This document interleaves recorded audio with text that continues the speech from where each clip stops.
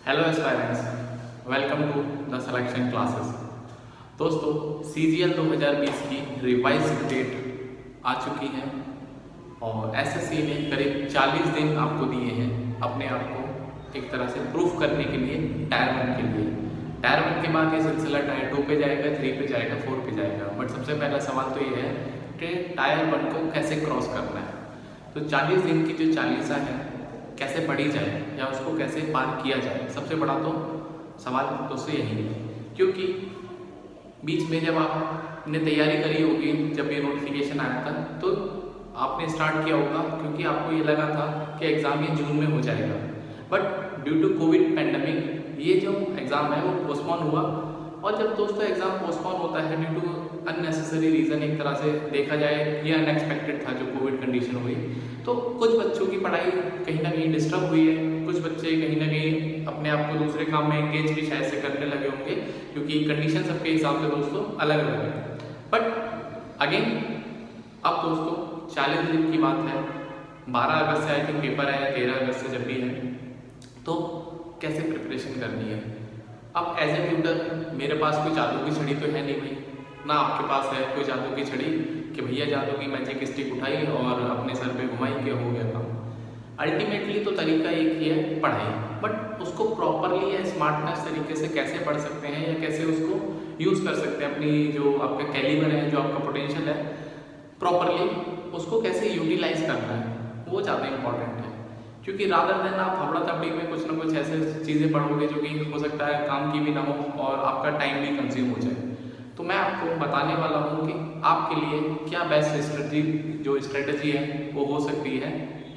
और यदि आप इस स्ट्रेटजी को फॉलो करेंगे तो डेफिनेटली आपके 30 से 40 नंबर प्लस हो जाएंगे। और यदि आप चाहते हैं कि अपने 30 से 40 नंबर प्लस हो तो चीज़ों को कंटिन्यू करना, पूरा वीडियो देखना, और वीडियो दोस्तों पसंद आए तो शेयर करना और चैनल को सब्सक्राइब भी करना। तो चलिए बात करते हैं सेक्शन वाइज की। यदि मैं बात करूँगा तो हमें पता है कि CGL के पेपर में 4 सेक्शन होते हैं, मैथ, इंग्लिश, GS और रीजनिंग। तो सबसे इम्पॉर्टेंट मैथ और इंग्लिश क्यों इम्पॉर्टेंट है, क्योंकि 400 नंबर मेंस में खड़े हुए हैं इनके, तो 400 नंबर तो वहाँ हमको उस पर फोकस करना है। तो मेरी एडवाइस दोस्तों सबसे पहले ये है कि प्रतिदिन पर डे एक मॉक आपको लगाना है। क्या बोला मैंने?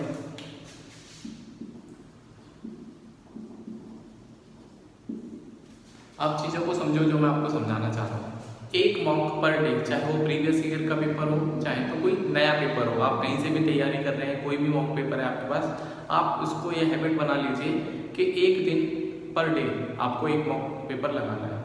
इसका क्या फ़ायदा होगा, मान लो 40 दिन है हमारे पास और एक मॉक पेपर में 100 क्वेश्चन होते हैं, ठीक है।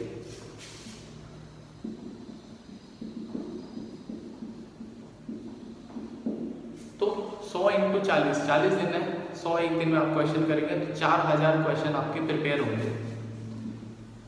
और ये तो दोस्तों जो 4000 सवाल हैं, ये 4000 सवाल हजार के हिसाब से चारों सेक्शन के होंगे।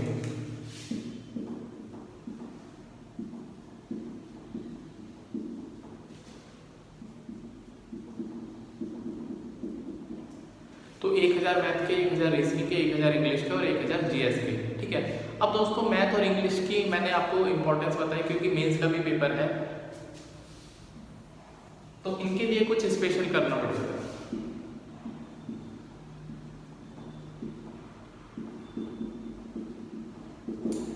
और यदि हम बात करें दोस्तों GS की, मैं एक वीडियो पहले ही बना चुका हूँ कि GS आपको कैसे प्रिपेयर करनी है। अभी भी आपके पास 40 दिन है, उस वीडियो को देख लेना। और फिर यहाँ पर भी बता देता हूँ कि कैसे तैयार आप कर सकते हैं।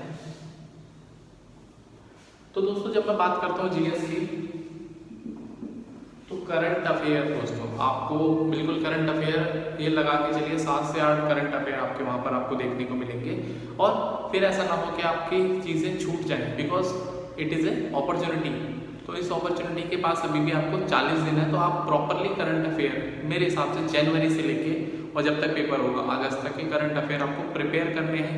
इंपॉर्टेंट इंसिडेंट, इंपॉर्टेंट जो डिस्कवरीज हैं, सारी की सारी चीज़ें, मतलब जो भी कोई इंपॉर्टेंट आर्टिकल्स हैं, सब कुछ आपको पढ़ना चाहिए करंट अफेयर्स के रेस्पेक्ट में बात करूँ, ठीक है।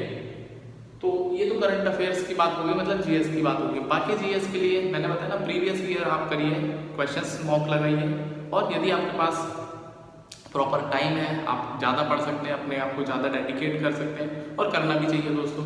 तो उस केस में आप क्या कर सकते हैं, लूसेंट की ऑब्जेक्टिव बुक आती है, आप उस पर क्वेश्चन सॉल्व करना शुरू कर दीजिए और प्रतिदिन मेरे हिसाब से 100-150 क्वेश्चन आपको ऑब्जेक्टिव टाइप में लगाने चाहिए, क्योंकि जीएस दोस्तों ऑब्जेक्टिव जब आप क्वेश्चन सॉल्व करेंगे तो उससे अच्छा प्रिपेयर होता है रादर देन आप सब्जेक्टिव पढ़ते रहें। और आप सब्जेक्टिव पढ़ने का दोस्तों टाइम भी मेरे हिसाब से कम है, तो जीएस के लिए तो उतना आपको करना है।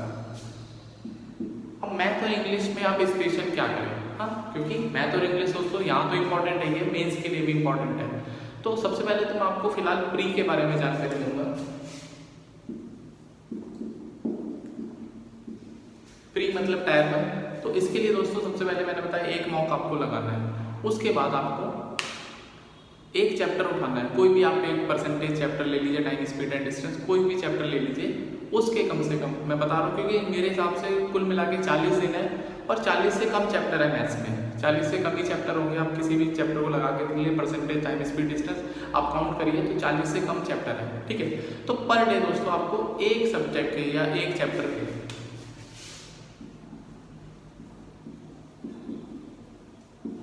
एक चैप्टर पर डे आपको पढ़ना है और उसके कम से कम 50 क्वेश्चन करते हैं आप। क्या बोला मैंने आपको, 50 questions a day from any chapter, जो भी आप करना चाहते हैं, कम से कम उसके 50 अच्छे क्वेश्चन, वो क्वेश्चन जो कि थोड़े से टिपिकल लेवल के हैं और वो क्वेश्चन जो कि आ चुके हैं या उस तरह के कंसेप्ट दोस्तों आ चुके हैं। डेटा की या मैं कंटेंट की बात करूँ तो बहुत ज़्यादा कंटेंट गूगल पर पड़ा हुआ है, आप वहाँ से डाउनलोड करिए और चीज़ों को शुरू करिए। बुक है तो वेल एंड गुड है, बुक नहीं है तो कोई बात नहीं, मैं आपसे ये नहीं कह रहा कि आप बुक खरीदिए, आप गूगल से डाउनलोड करिए, उसको पढ़िए, ठीक है। तो यदि आप इसके 50 क्वेश्चन करेंगे तो at the end of 40th day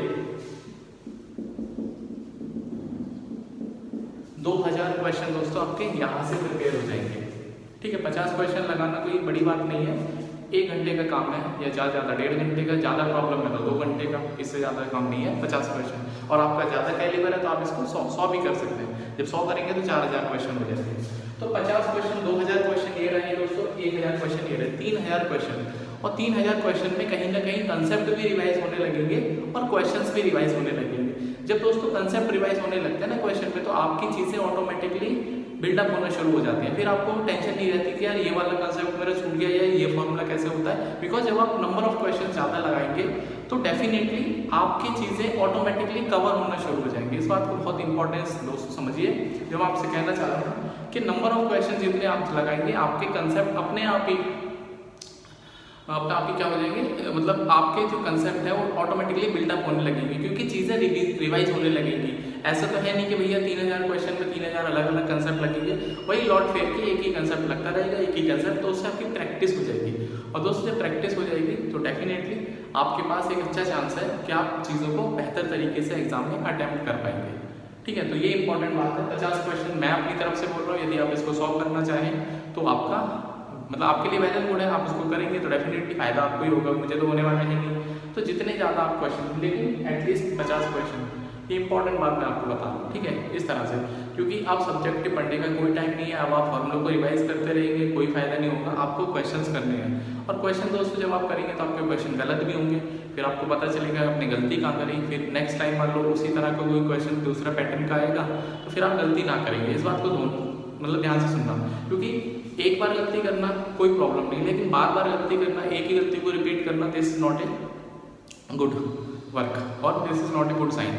तो बार बार एक ही गलती को रिपीट करना कोई अच्छी बात नहीं है। एक बार गलती होती है कोई बात नहीं, प्रॉब्लम नहीं है, पर दूसरी बार यदि उसी तरह का सवाल आता है तो आपको वो मिस्टेक रिपीट नहीं करनी है, इतना बात ध्यान रखना है।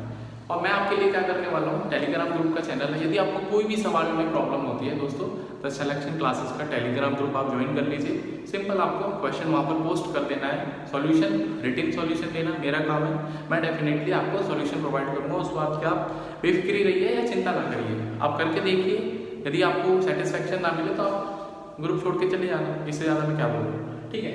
तो आपके लिए मैं इतना ही कर सकता हूँ। और आने वाले टाइम में मैं आपके लिए क्या करने वाला हूँ, मैथ के 25 सवाल पर डे, क्या बोला मैंने, 25 क्वेश्चन पर डे मैं कोशिश कर रहा हूँ यहाँ पर आपके लिए सॉल्व कर रहा हूँ, चाहे प्रीवियस ईयर के हो, चाहे मॉक पेपर हो, चाहे नए क्वेश्चन हो, जिससे आपका यदि आप सेशन को एंजॉय करेंगे और चीज़ों को देखेंगे तो डेफिनेटली आपको देख के भी बहुत सारी चीज़ें नई सीखने को हो सकता है मिल जाए, क्योंकि क्वेश्चन एक ही रहता है लेकिन क्वेश्चन के जो सॉल्यूशन है वो अलग अलग हो सकते हैं। कुछ सॉल्यूशन आपने हो सकता है देखे होंगे, कुछ सॉल्यूशन आपके हो सकता है मेरे जो सॉल्यूशन है वो नए लगे आपको।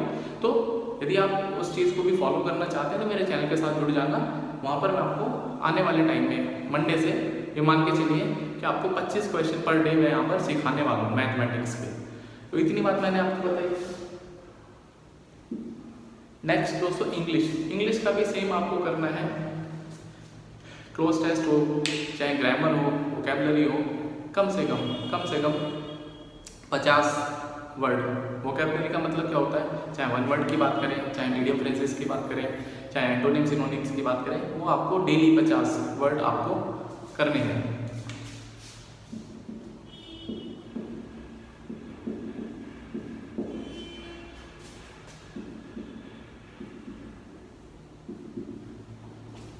तो 50 वर्ड एंटोनिम सिनोनिम हो, चाहे तो वन वर्ड हो,